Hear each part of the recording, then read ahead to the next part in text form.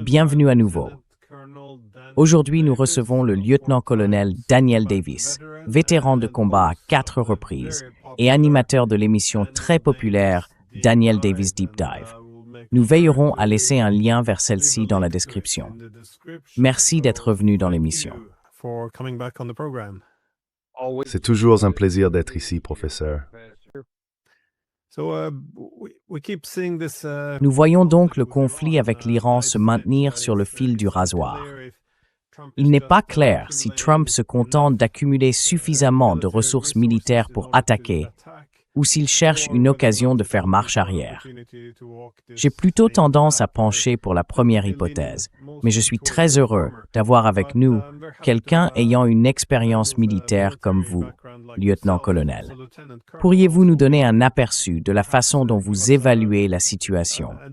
Quel type de matériel militaire les États-Unis déploient-ils dans la région et jusqu'où vont les ambitions américaines en termes de ce qu'ils peuvent réellement accomplir?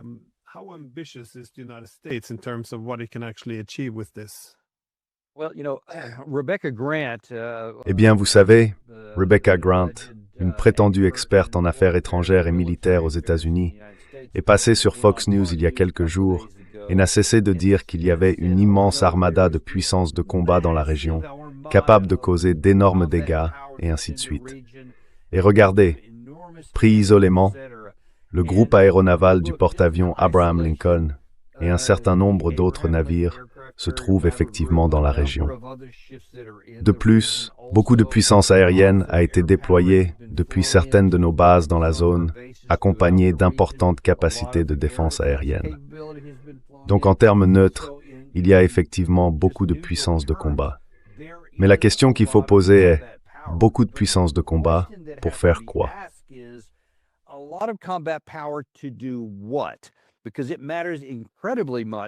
Parce que ce que vous prévoyez de faire avec cette puissance de combat a une importance énorme.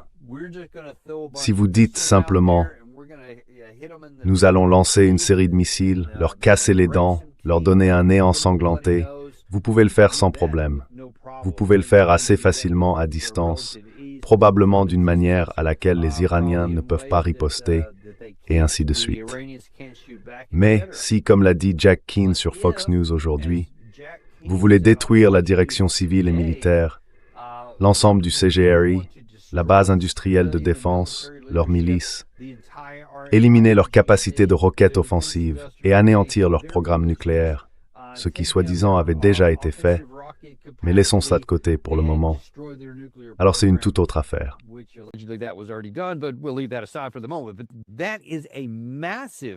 C'est une campagne de combat massive et totale, c'est de cela qu'il parlait.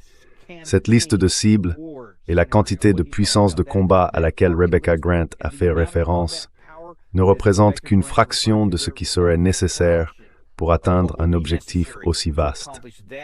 Je veux dire, il faudrait 300 ou 400 000 soldats au sol, ainsi qu'une puissance aérienne et navale bien plus importante dans toute la région.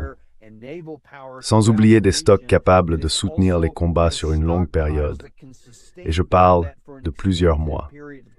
Si vous n'avez pas ce niveau de puissance de combat dans la zone, si vous n'avez pas déjà préparé ce type de soutien avant de lancer le premier missile, vous vous exposez à de gros problèmes.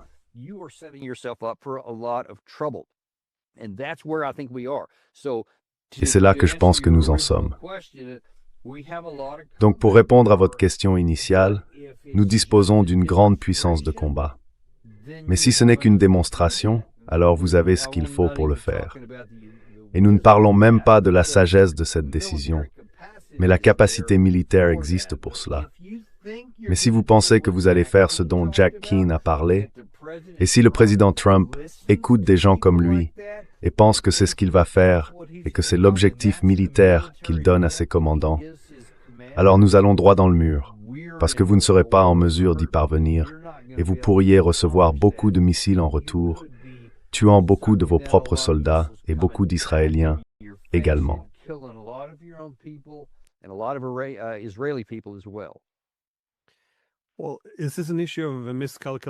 Eh bien, s'agit-il alors d'un problème de mauvais calcul? Parce qu'au sein du cercle de Trump et de son administration, il y a sûrement beaucoup de gens qui veulent cette guerre. Ce n'est d'ailleurs pas limité à ce scénario. Chaque fois qu'il y a des personnes qui veulent aller en guerre, elles la poussent. Elles la vendent comme quelque chose qu'elle n'est pas. Elles font paraître le gouvernement plus faible ou chancelant, comme s'il pouvait s'effondrer à tout moment. Elles disent que leurs armes sont faibles, qu'ils n'osent pas riposter. En somme, elles la vendent avec un optimisme maximal. Mais pensez-vous que c'est là le vrai problème? Que ce sont ces gens-là qui murmurent à l'oreille du président?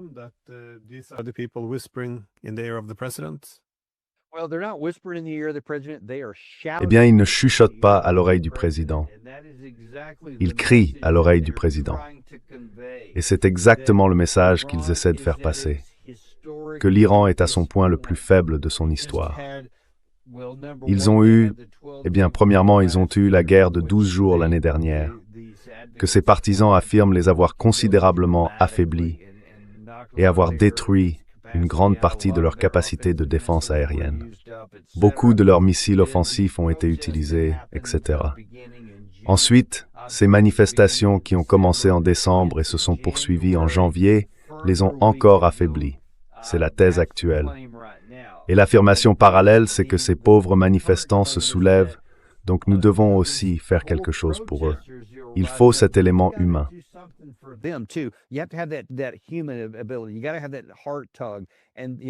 Il faut que ça touche le cœur. Et toutes ces images de manifestants iraniens, probablement, au moins je veux dire, tous les camps s'accordent à dire qu'il y a eu au moins 3000 manifestants tués. Même le camp iranien l'admet. Les faucons pro-guerre du camp occidental disent que c'est plutôt autour de 30 000, 10 fois ce chiffre. Je ne sais pas. Je ne sais pas quel est le vrai nombre. C'est peut-être ça. Mais hier, la secrétaire Bessette a fait un aveu assez profond au Sénat. C'est nous qui avons rendu cela possible. C'est nous qui avons tout mis en place. Nous avons délibérément dévalué leur monnaie. Nous avons volontairement provoqué l'effondrement de leur devise pour pousser le peuple à se soulever. Bien sûr, nous avons depuis longtemps ces sanctions contre eux.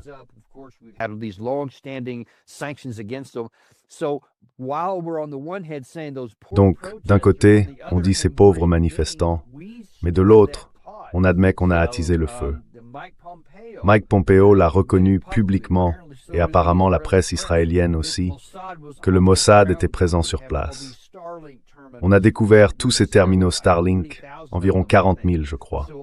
Il est donc évident qu'on avait investi énormément de ressources précisément pour exciter ces gens, les pousser à se soulever, afin que, lorsque le régime réagirait comme on savait qu'il le ferait, on ait toutes ces images prêtes à renvoyer au public américain et occidental pour le convaincre qu'il fallait intervenir.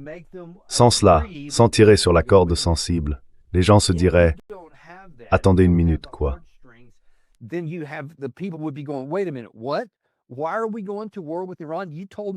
Pourquoi allons-nous faire la guerre à l'Iran? L'année dernière, tu m'as dit que tu avais détruit leur programme nucléaire. Donc, il n'y a plus de menace de ce côté-là. Pourquoi y aller maintenant? Tu avais dit que tu serais le président qui ne déclencherait pas de guerre, qui n'aurait pas de guerre stupide. Et pourtant, nous y voilà. Alors, ils ne peuvent pas avoir ça, ils doivent trouver autre chose. Et maintenant, c'est ces pauvres manifestants. Mais ensuite, bizarrement, la secrétaire Bessette a reconnu publiquement que nous avions expressément provoqué cela. Et Pompeo, bien sûr, a parlé du fait que nous étions aussi intervenus sur le terrain et tout le reste. On ne peut que se demander ce qui se passe ici. Quand on admet que nous avons attisé la situation, tout en essayant simultanément d'utiliser cela comme justification pour lancer une guerre sans la puissance de combat nécessaire pour éliminer quelque chose dont nous n'avons même pas besoin.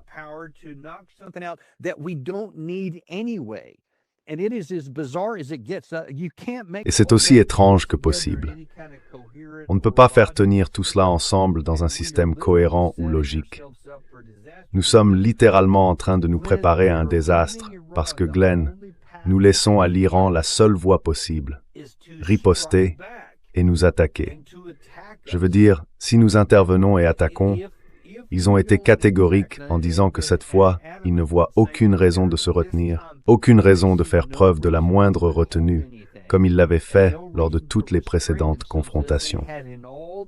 Maintenant, si nous y allons, ils disent qu'il n'y aura pas de frappe symbolique, ni d'action périphérique.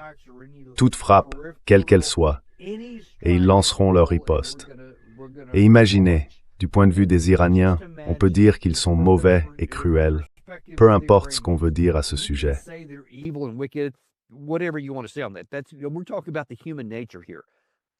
Nous parlons ici de la nature humaine. Si quelqu'un vous dit que nous avons accumulé toute cette puissance de combat dans le but explicite de vous détruire, et que vous avez Lindsey Graham, Jack Keane, Rebecca Grant, Victoria Coates, parmi beaucoup d'autres, qui disent « pas de négociation ». Nous ne voulons aucune négociation, Monsieur le Président. Nous voulons seulement un changement de régime. Alors, si vous savez que cette puissance de combat est là précisément pour détruire votre régime, vous n'avez aucune raison de retenir quoi que ce soit. Vous avez au contraire tout intérêt, si vous êtes frappé par un missile, à commencer immédiatement à tirer tout ce que vous pouvez avant que cela ne soit détruit, puisque c'est l'objectif du camp américain, selon Jack Keane.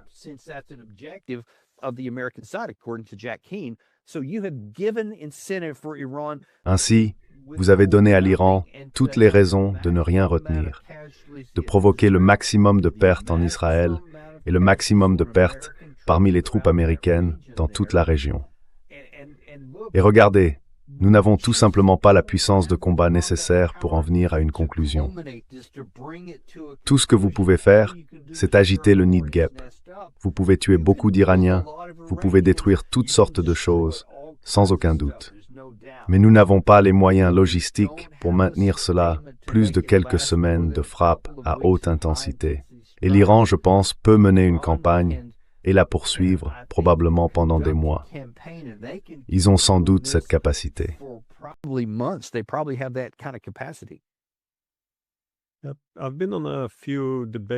J'ai participé à plusieurs débats sur différentes chaînes de télévision ces derniers jours et j'ai remarqué qu'ils s'appuient toujours sur le même type d'argument, à savoir « Regardez ces pauvres manifestants ». Parce qu'apparemment, les seules personnes qui se soucient de l'Iran sont celles qui veulent bombarder l'Iran. On ne peut pas être opposé au bombardement, sinon on ne se soucie pas des Iraniens apparemment. Mais tout cet argument selon lequel, si l'on ne se préoccupe pas de ces pauvres manifestants, c'est la seule raison pour laquelle on ne voudrait pas envoyer l'armée et provoquer un changement de régime. Bien sûr, comme tu le soulignes, le point essentiel, c'est que tout cet argument s'effondre lorsque Glenn Diesen fait remarquer que c'est nous qui avons provoqué cette manifestation.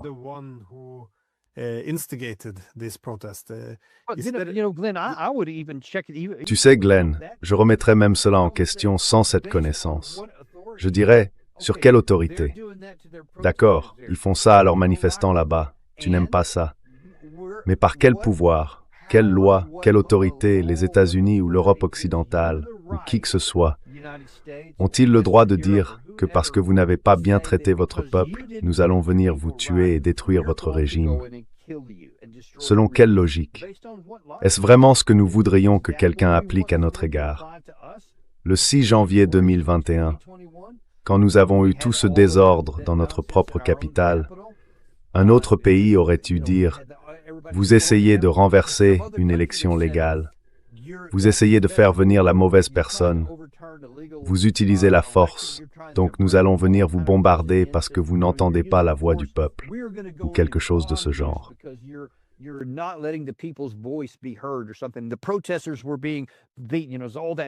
Les manifestants étaient en train de... Enfin, tu sais, il y a tous ces conflits en cours, ou quelque chose qui se passe dans le Minnesota, ou beaucoup des choses qui se sont produites même en Europe au cours des 5 ou 6 derniers mois. Beaucoup de manifestants se lèvent.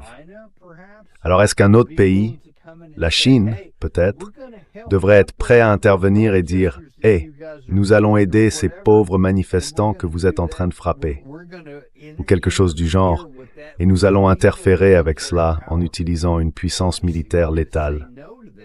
Évidemment, nous dirions non à cela.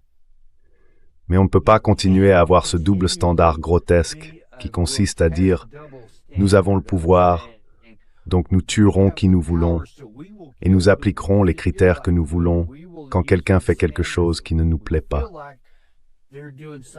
Et personne n'aurait nous faire même chose quand des circonstances similaires existent ici.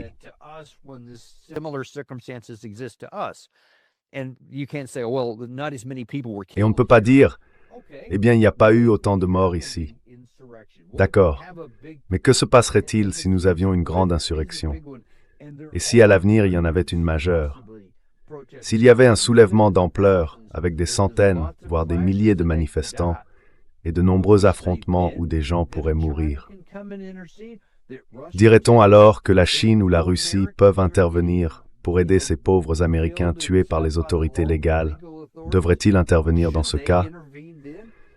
Voulons-nous vraiment créer une situation où, à l'avenir, notre propre logique pourrait se retourner contre nous? Évidemment, la réponse est non. Personne ne pousse la réflexion jusque-là parce que je ne pense pas qu'il s'en soucie. Donc, avec l'aveu de Glenn Diesen, c'est encore plus absurde. Mais même sans cela, c'est déjà très problématique.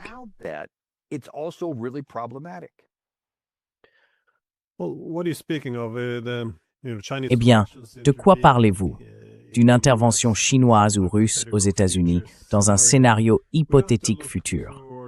Nous n'avons pas besoin de nous projeter dans ces hypothèses, car pour les Européens, cela devient une réalité. Pendant des décennies, les Européens se sont complètement alignés sur les États-Unis dans cette idée que nous pouvons intervenir où nous voulons pour promouvoir la démocratie. Nous pouvons recourir à la force militaire si nécessaire, car nous pensions qu'il s'agissait d'une sorte d'hégémonie collective, reposant sur deux piliers, les États-Unis et l'Union européenne. Et maintenant, soudainement, nous constatons que les États-Unis se réajustent. Le monde est devenu multipolaire.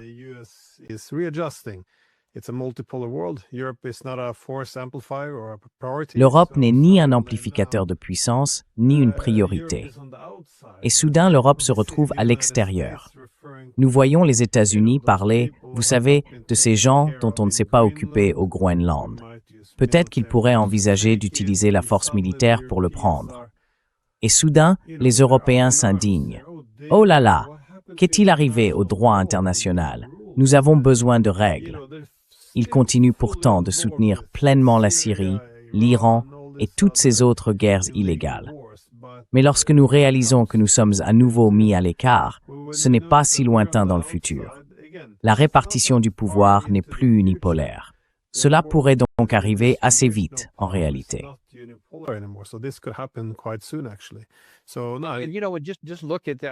Alors, tu vois, regarde simplement ça. Je veux dire, ajoutons encore un double standard grotesque à la liste. On parle d'utiliser la force militaire au nom de la démocratie. On adore employer cette expression. Mais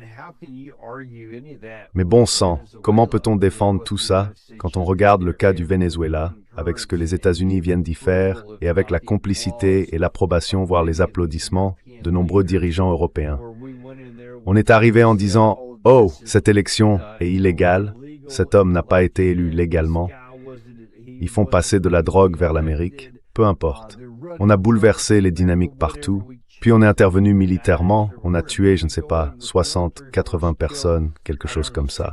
On a attrapé Maduro, on l'a emmené, et ensuite, la démocratie est-elle arrivée? Non, on a laissé le régime en place, on a simplement promu la personne suivante.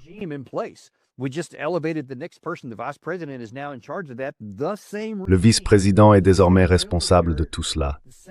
Le même régime, la même armée, tout pareil que celui dont vous disiez qu'il n'avait pas été élu légalement. Et maintenant, tout va bien. Aucun problème, tant que vous continuez à nous verser votre argent du pétrole. Autrement dit, cela montre bien que tout cela n'a strictement rien à voir avec la démocratie. C'est de la politique brutale. Je vais prendre vos ressources, vous allez me les donner, ou bien j'irai éliminer le prochain dirigeant, etc. Et là-dessus, silence total. Personne ne veut se lever et le dire à voix haute. C'est tellement grotesquement évident que nous n'avons aucune norme.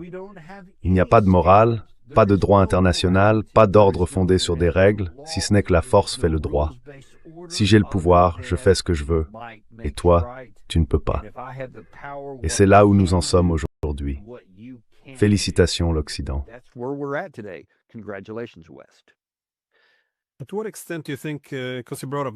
Dans quelle mesure pensez-vous, puisque vous avez mentionné le Venezuela, que cette opération militaire a provoqué une certaine hubris? Vous et moi en avons parlé, et encore une fois, elle a été réussie en termes d'objectifs fixés et de la manière dont les soldats américains l'ont menée. Mais j'ai entendu, je crois que c'était Lindsey Graham, qui a tweeté quelque chose du genre. Eh bien, je suis sûr que les ayatollahs regardent cela. Maintenant, ils savent ce qui va se passer s'ils ne se soumettent pas. J'ai trouvé cela déroutant, car je ne comprends pas ce que l'un a à voir avec l'autre.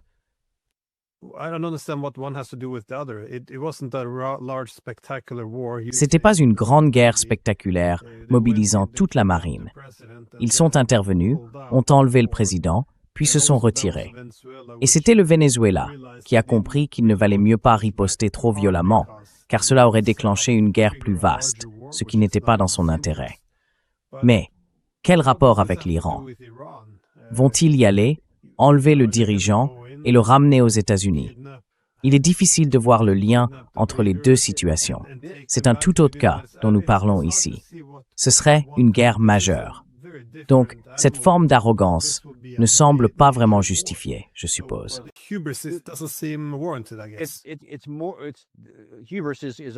C'est davantage, l'hubris est un problème immense à tous les niveaux.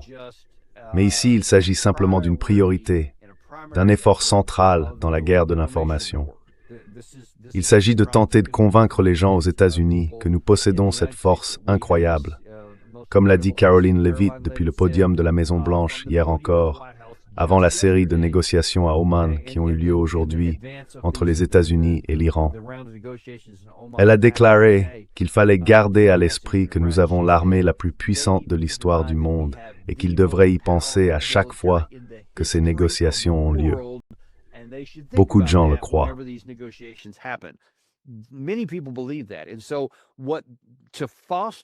Et donc, pour entretenir cette conviction, nous devons faire valoir que ce que nous avons fait au Venezuela était un chef-d'œuvre d'art militaire que seuls les États-Unis pouvaient réussir et que vous ne pouvez rien faire pour nous arrêter. Sans mentionner d'ailleurs que nous avions une taupe à l'intérieur, une aide interne massive, si bien que la plupart de leurs défenses aériennes n'ont même pas fonctionné. Ils n'ont pas pris en compte, ils n'ont pas pris pour cible, en particulier nos hélicoptères. Une grande partie de tout cela relevait de la mise en scène, car je pense qu'une bonne partie était littéralement conçue pour la télévision, avec toutes ces explosions destinées à donner l'impression que nous avions vraiment accompli quelque chose. Mais quand on voit tous ces hélicoptères en vol, c'est une image saisissante. Je veux dire, c'est une vidéo impressionnante.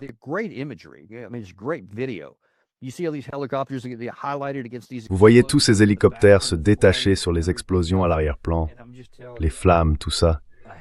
Et je vous le dis, autant d'hélicoptères volant aussi bas, quelqu'un avec un AK-47 pourrait simplement les cribler de balles et en abattre la moitié avec des tirs venus du sol, s'ils avaient été pris pour cible.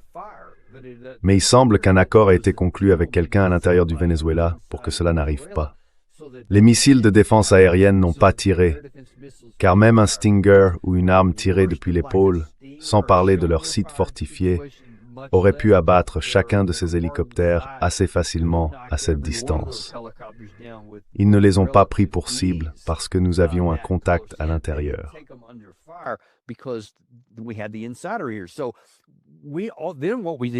Donc ce que nous avons fait, c'est simplement atterrir, le récupérer, parce qu'un arrangement avait été conclu à l'intérieur. Ils l'ont attrapé, emmené et l'ont fait partir aussitôt. L'opération a duré 2 heures et demie. La plupart de ce qui a été montré était une mise en scène télévisée qui n'avait littéralement rien à voir avec la situation en Iran.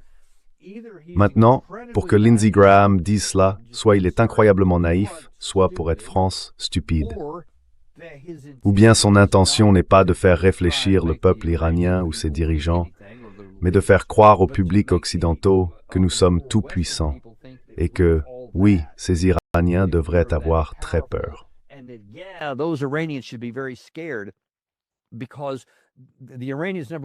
Parce que les Iraniens, premièrement, on ne peut pas simplement envoyer une unité Delta Force là-bas pour capturer quelqu'un et repartir. Il n'y aura pas d'aide intérieure cette fois, je vous l'assure. Et très différent de l'armée vénézuélienne, l'armée iranienne a démontré qu'elle possède des capacités considérables en matière de guerre de missiles. Elle est probablement meilleure en défense aérienne qu'on ne nous l'a laissé croire. Nous le découvrirons, je pense. Ce n'est pas excellent et ça peut être fortement réduit par nos propres capacités, donc je ne veux pas minimiser cela non plus.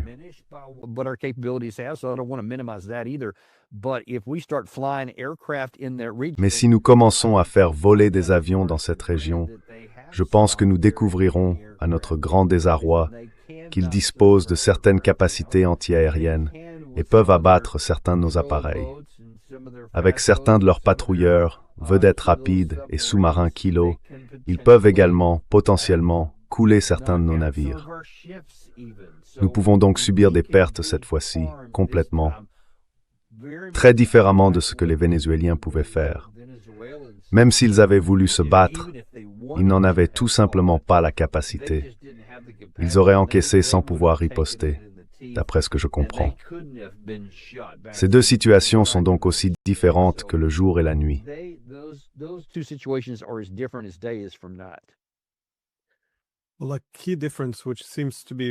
Eh bien, une différence essentielle, et cela semble être l'une des erreurs de calcul de Trump, est l'idée qu'ils peuvent mener une frappe limitée. Je pense que les Vénézuéliens étaient prêts à encaisser un coup dur et à s'en tenir là, sans subir davantage de souffrance.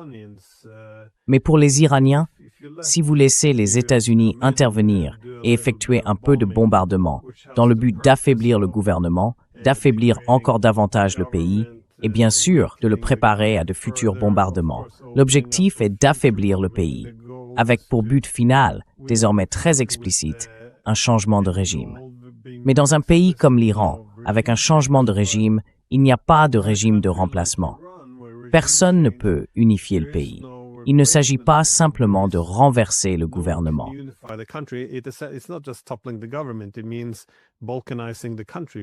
Cela signifie balkaniser le pays, peut-être détruire entièrement l'Iran. C'est une menace existentielle. Ils ne peuvent pas simplement encaisser le coup et repartir contents de ne pas avoir subi davantage. Je pense que lorsque le ministre des Affaires étrangères dit « Nous allons riposter avec tout ce que nous avons », même si c'est une petite frappe, il y a de bonnes raisons derrière cela. C'est logique. Penses-tu que c'est la logique qui sous-tend cette position? Parce que je crois que Trump a fait venir du matériel ou des armes destinées à seulement quelques jours de bombardement. Ensuite, on dit aux Iraniens « D'accord, c'est fini, maintenant on rentre chez nous. » Et les Iraniens sont censés être contents que ce soit terminé. Penses-tu que c'est une erreur de calcul?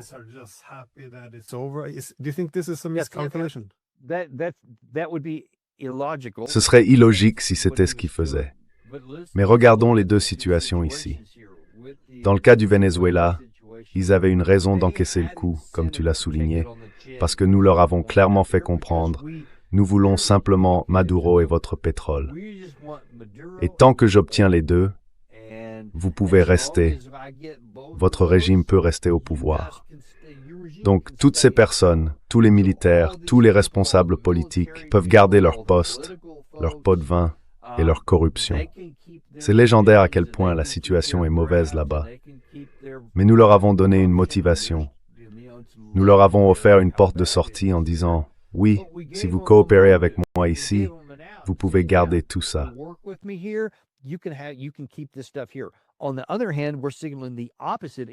D'un autre côté, nous envoyons le signal inverse en Iran.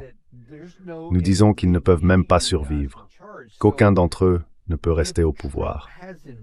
Donc si Trump a réellement en tête de mettre en scène une démonstration, faire exploser un tas de choses, puis s'en aller en appelant cela une victoire, Il a saboté ses propres chances en laissant entendre que le changement de régime est la seule option. Tout ce qui aurait pu être possible s'ils avaient dit « Très bien, nous disons cela publiquement, mais en privé nous vous faisons savoir que nous allons simplement venir faire une démonstration » est désormais perdu.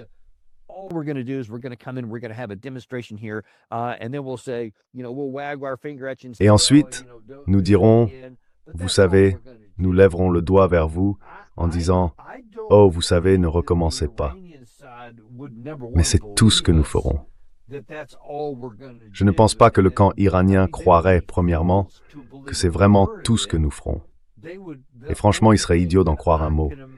La seule chose que je peux imaginer en essayant de me mettre à leur place sur le plan militaire, c'est que je m'attendrais à ce que vous me mentiez. Comme vous l'avez fait tant de fois, donc, je ne pourrais pas vous faire confiance plus loin que je ne peux vous jeter.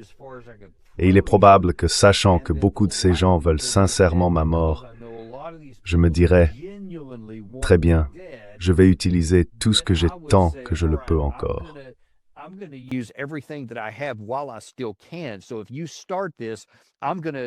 Alors, si tu commences ça, je vais essayer de rétablir la dissuasion à mes conditions. Fini les cadeaux. Plus question d'assassiner Soleimani sans qu'il ne se passe presque rien. Plus question de détruire notre ambassade comme Israël l'a fait en Syrie. Plus question d'assassiner des gens dans nos rangs. Plus question d'assassiner nos dirigeants dans leurs appartements, avec leurs familles. Plus question d'assassiner nos scientifiques, et ainsi de suite. Parce que si rien ne se passe, ça ne s'arrêtera jamais.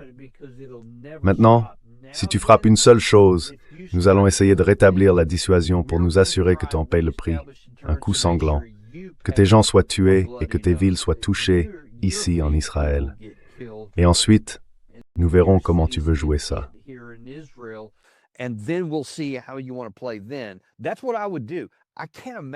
C'est ce que je ferai. Je ne peux pas imaginer simplement par nature humaine qu'ils ne fassent pas cela et qu'ils se contentent de dire « Eh bien, j'espère vraiment qu'ils ne vont pas nous tuer cette fois. Ils vont juste nous mettre un autre grand coup sanglant. » Il me semble que ce serait illogique pour l'Iran d'agir ainsi. Mais je n'en sais rien. Je suis tellement frustré parce que je vois des messages radicalement contradictoires de notre côté, qui semblent impliquer deux choses différentes. Et quand je regarde la puissance de feu rassemblée ici, elle ne correspond pas à un changement de régime. Il faut une armée si l'on veut un changement de régime de cette nature. Et si l'on veut défendre nos gens dans la région, nous n'avons pas assez de puissance de combat pour être à la hauteur de notre rhétorique. Donc je ne sais pas où tout cela va mener.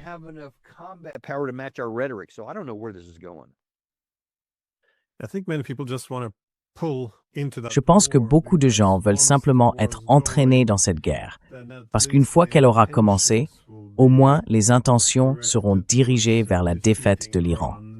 Et peut-être que les capacités viendront ensuite. Donc je pense qu'ils minimisent les capacités existantes juste pour déclencher la guerre. Encore une fois, on veut faire passer une guerre pour une promenade de santé. On sera accueilli avec des fleurs et bien sûr, on gérera les conséquences plus tard. Mais encore une fois, en ce qui concerne l'absence de confiance, je pense que ce point est parfois négligé par les dirigeants politiques, non seulement aux États-Unis, mais aussi en Europe.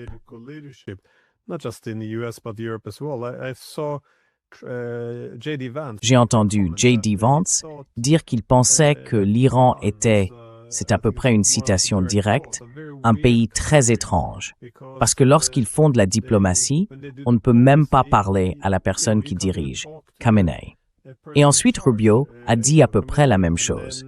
Et je me suis dit, eh bien, la dernière fois que vous avez mené des négociations, vous aviez dit que vous concluriez l'accord, puis vous avez lancé une attaque surprise contre eux, en visant leurs installations nucléaires, avec toutes les conséquences possibles que cela aurait pu avoir.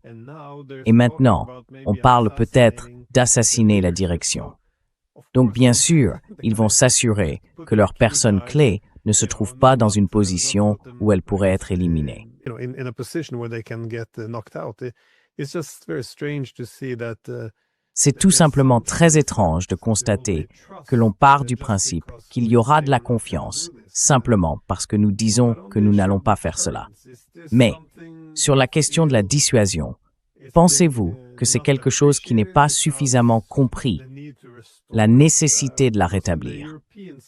Parce que dans le contexte européen, je souligne toujours que c'est ce qui risque d'entraîner les Européens dans une guerre directe avec la Russie. Nous ne semblons pas comprendre qu'ils doivent restaurer leur capacité de dissuasion. Nous avons attaqué leurs radars, dont ils avaient besoin pour détecter une frappe nucléaire. Nous avons attaqué leur capacité de riposte nucléaire, leurs bombardiers. Nous avons attaqué la résidence de Poutine, où il pourrait y avoir un centre de commandement nucléaire.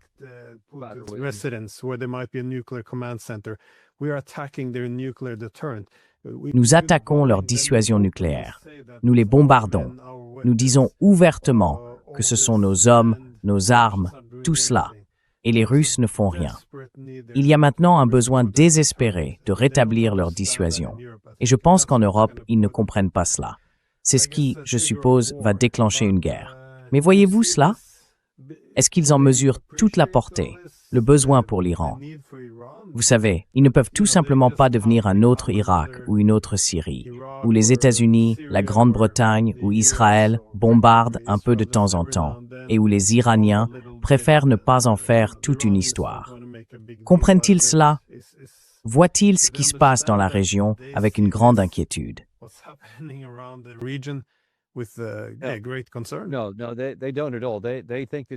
Non, non, pas du tout. Ils pensent que ça va être comme... Enfin, je viens d'énumérer toute une série de choses que les États-Unis ou Israël ou les deux ont faites à l'Iran au fil des années. Et en réalité, on peut même remonter des décennies en arrière, à l'époque où toutes sortes de personnes se faisaient assassiner, où des cyberattaques détruisaient quantité d'infrastructures. Et il n'y a littéralement jamais eu de véritable riposte de la part de l'Iran. Donc ils croient que ce sera toujours ainsi. Personne ne se demande même, l'Iran va-t-il ou devrait-il rétablir la dissuasion? Parce qu'il n'y en a pas en ce moment. Nous ne sommes dissuadés de rien, puisqu'il n'y a pour nous aucune conséquence.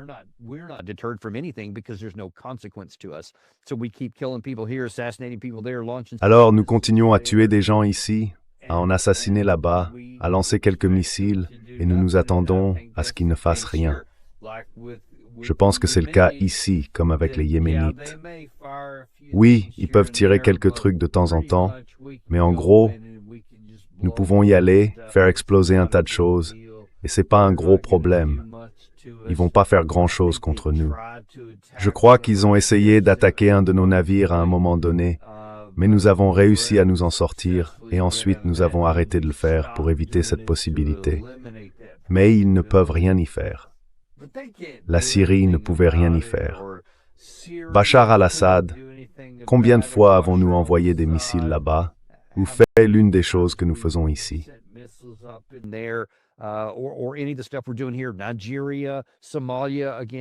Le Nigeria, la Somalie encore, et récemment un retour en Syrie avec d'autres frappes anti-ISIS que nous revendiquons. Et il n'y a aucune conséquence à tout cela. Donc il n'y en aura jamais. C'est la conviction. Et je pense qu'il y a aussi la conviction que l'Iran ne peut pas le faire et qu'il ne le fera pas. Et s'il essaie, il n'y parviendra pas. Parce que, et j'ai entendu cela de plusieurs sources différentes ces derniers jours, de personnes très haut placées, nous croyons, au plus haut niveau, que notre défense aérienne fonctionnera. Je ne sais pas pourquoi ils pensent cela. Lorsque nous avons fait des démonstrations avec les meilleures défenses aériennes intégrées d'Israël, que les États-Unis et Israël peuvent mettre en place ensemble, cela les a traversés sans problème.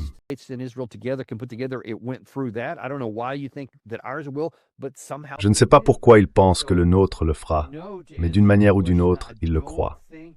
Non, pour répondre à ta question, je ne pense pas que nous reconnaissions à l'Iran un quelconque droit d'établir une dissuasion ou d'essayer de le faire, ni qu'ils en aient la capacité, même s'ils voulaient agir de façon insensée.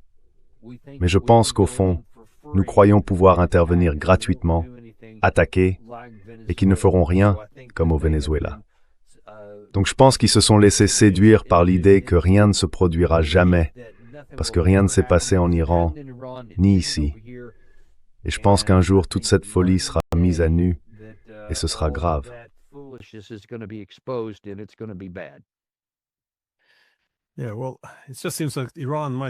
Oui, eh bien, il me semble simplement que l'Iran est probablement le pire pays de la région à attaquer. Non seulement il est vaste, mais il est puissant, et il perçoit cela comme une menace existentielle, ce qui signifie qu'il se battra jusqu'au bout. Mais, vous savez, j'y étais en mai dernier à Téhéran, avec Alistair Crooke, George Galloway, Max Blumenthal et d'autres. L'une des choses que j'en ai retenues, c'est la profondeur de la culture du martyr. Je ne veux pas trop comparer avec les États-Unis, mais aux États-Unis, il existe cette forte culture du vivre libre ou mourir. Cette idée qu'on ne vivra pas à genoux, qu'on préfère se battre et mourir. Et les Iraniens ont eux aussi une culture du martyr très puissante. Je ne les vois tout simplement pas accepter une quelconque subordination ou position humiliante. Il me semble que ce sont vraiment les dernières personnes avec qui on voudrait se battre.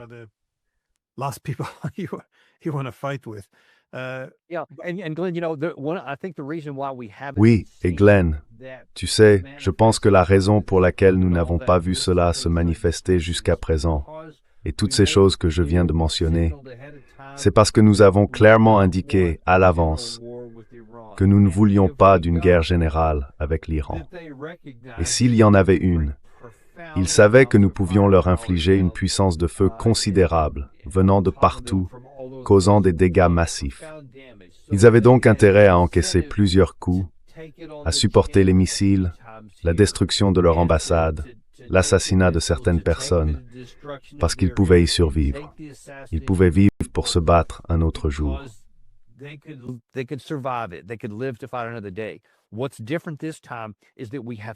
Ce qui est différent cette fois, c'est que pour la première fois, nous avons posé une menace existentielle pour le régime en lui disant « C'est toi la cible cette fois. Il n'est plus question d'encaisser le coup, ni de petites frappes ici ou là. Nous visons ton régime. » Et maintenant, la dynamique a changé. C'est cela qui est important. Et je ne pense pas que suffisamment de gens en Occident réalisent que nous sommes en train de modifier les rapports de force. La même logique qui poussait un Iran plus faible à ne pas vouloir riposter dans les cas précédents, s'est maintenant inversée. Et la seule option qu'il leur reste est de se battre de toutes leurs forces. Sinon, le régime mourra. Et je ne crois pas que nous comprenions à quel point nous avons changé les conditions de cette situation.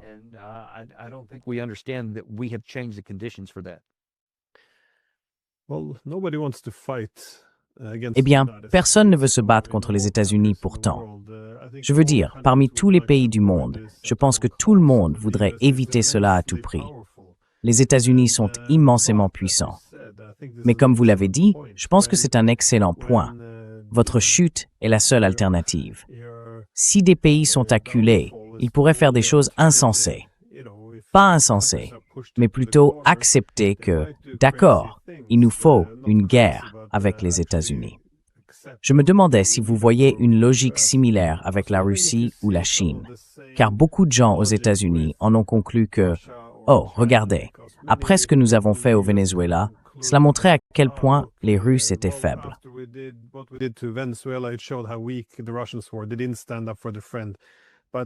Ils ne se sont pas levés pour défendre leur ami. Mais, vous savez, je ne pense pas que quiconque ait jamais suggéré que les Russes le feraient. Est-ce qu'ils iraient naviguer dans le jardin de l'Amérique et commencer à se battre avec elle? Je veux dire, c'était de la fantaisie. Personne n'a jamais avancé cet argument. Mais l'Iran, c'est très différent. Si vous êtes russe ou chinois et que vous observez la possibilité que l'Iran soit détruit, cette instabilité pourrait être une étape stratégique vers une guerre contre eux. Alors, pensez-vous qu'ils iraient très loin pour aider l'Iran, pour s'assurer qu'il ne tombe pas?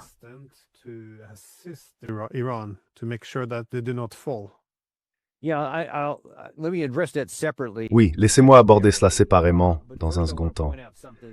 Mais d'abord, je veux souligner quelque chose qui me semble également important, et c'est le point de vue iranien.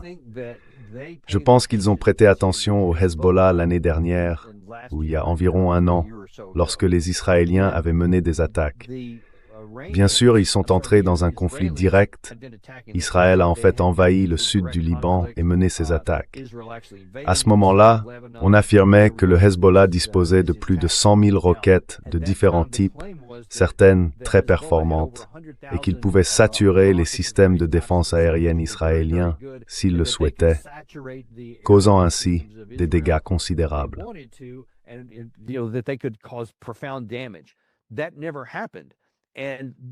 Cela ne s'est jamais produit. Et puis on a vu que la direction du Hezbollah, avec Hassan Nasrallah, possédait ces armes et semblait penser « Eh bien, je ne veux pas les utiliser, car cela attirerait des représailles, et ainsi de suite. » Mais ensuite, il a été assassiné. Tous ses principaux lieutenants, je veux dire, ils ont presque décapité toute l'organisation. Et finalement, cela a atteint Nasrallah lui-même, et toutes ces roquettes sont restées dans leurs étuis. Ils ne les ont jamais utilisées, donc Israël n'a jamais eu à en payer le prix. Je pense que l'Iran se dit « nous n'allons pas répéter cela ». C'est ce que j'imagine.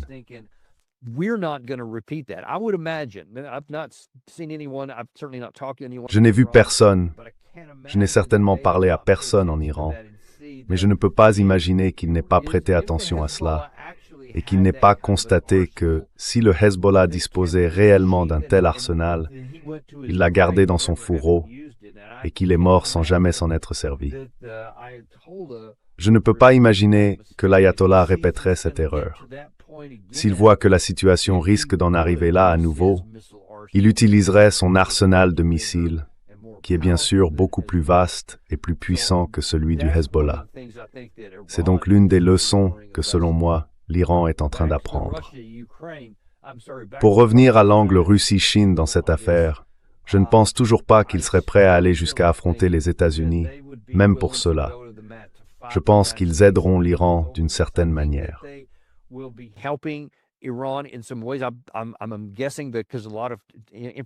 Je suppose que c'est parce qu'un grand nombre de vols ont été effectués depuis les deux capitales vers Téhéran. Nous sommes donc réduits à deviner et à nous demander ce qu'ils transportent réellement. Mais je suis sûr qu'ils les aident sur le plan technologique, peut-être en matière de défense aérienne, vous savez, pour leur donner une capacité plus solide à se défendre. Mais même si l'Iran venait à tomber, je ne peux pas imaginer qu'ils iraient jusqu'à faire la guerre aux États-Unis, car le coût serait astronomique. Et vous savez, aller jusqu'au nucléaire. Donc je ne pense pas que l'un ou l'autre veuille faire cela. Mais je ne peux pas non plus imaginer qu'ils laisseraient passer ça sans réagir et se contenteraient de dire «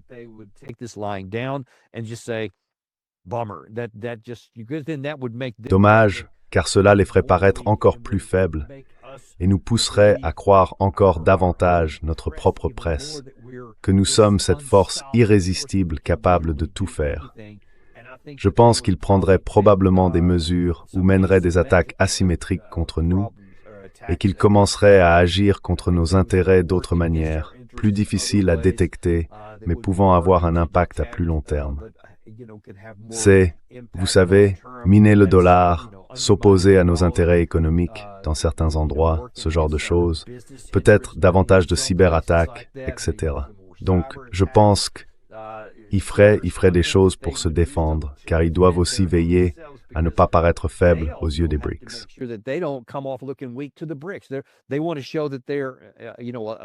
Ils veulent montrer qu'ils sont, vous savez, une alternative puissante sur le plan économique et en termes de stabilité.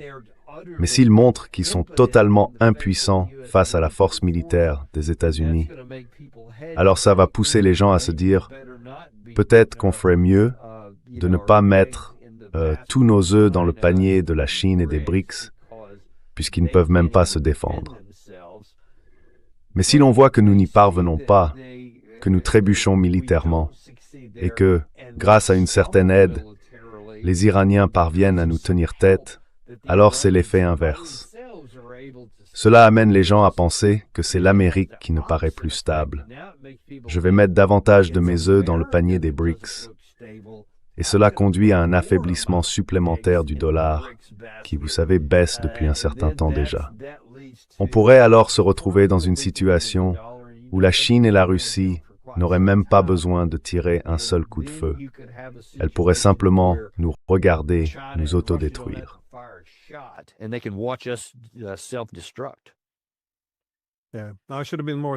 Oui, j'aurais dû être plus précis. Je ne pense pas que la Chine ou la Russie combattraient les États-Unis. Mais en ce qui concerne la fourniture d'armes ou de renseignements pour le ciblage, eh bien, si tu regardes ce que l'OTAN a fait en Ukraine tout en prétendant ne pas être un participant, cela laisse beaucoup de marge. Tu vois ce que je veux dire? Je pense qu'il est possible qu'ils en soient arrivés là maintenant, pour cette raison. J'ai franchement été surpris que la Russie ne l'ait pas déjà fait, vu la facilité avec laquelle nous le faisons. Cela remonte à l'époque de Biden, lorsque nous utilisions le ciblage, le renseignement et nos armes pour frapper en profondeur à l'intérieur de la Russie. Et Poutine avait mentionné qu'il ne se sentirait plus contraint face à des ennemis potentiels si nous agissions ainsi. Et nous l'avons fait. Jusqu'à présent, il n'a pas réagi. Mais vous savez, il pourrait très bien dire « ce qui est bon pour l'un, l'est pour l'autre » et décider d'en faire autant. Je ne sais pas, il ne l'a pas encore fait, mais peut-être que nous arrivons à ce moment où le calcul finit par aller dans ce sens pour la Russie.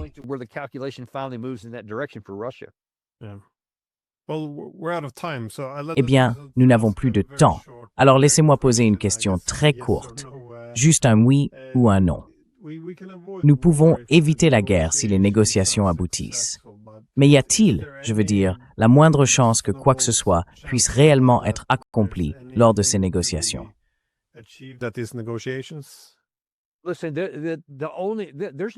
Écoutez, il n'y a aucune négociation nécessaire pour parvenir à un succès.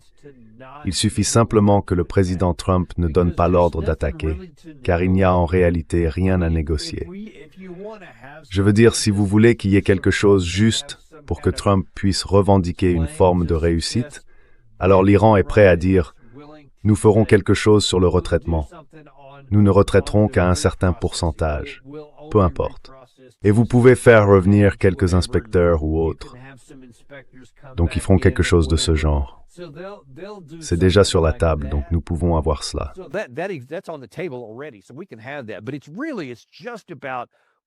Mais en réalité, tout dépend de savoir si Trump donne l'ordre d'attaquer ou non. Il se moque évidemment complètement des négociations. Je veux dire, nous avons déjà fait ça par le passé. Nous l'avons fait en 2025 quand nous avons attaqué. Nous avions, je crois, 5 séries de négociations et la 6e était prévue. Nous y sommes allés quand même. Donc il se fichait bien de tout ça. Vous vous souvenez peut-être, je crois que c'était environ 36 heures avant l'attaque. Il avait dit, eh bien, je vais leur accorder 2 semaines de négociations.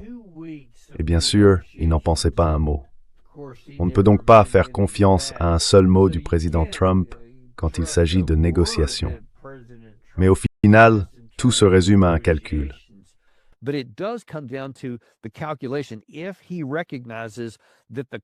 S'il reconnaît que le coût serait bien trop élevé et les chances de succès bien trop faibles, il peut changer de cap en un instant, ne pas donner cet ordre et obtenir une victoire symbolique en lançant des négociations.